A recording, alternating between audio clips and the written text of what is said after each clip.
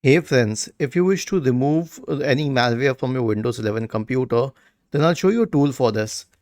Press the Windows key and the R key together to open the run window. Type the command mrt, hit enter. Okay, this will open the malware removal tool and then click on next, select full scan and click on next again. Don't use Windows security, use this tool.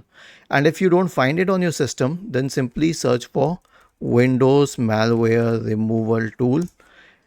You can go to its website, okay, and download it. Okay, it is called the malicious software removal tool. You can download it to your system and then you can install it on your system. I already have it installed, so it won't install it again, but you can click on this exe file and install it.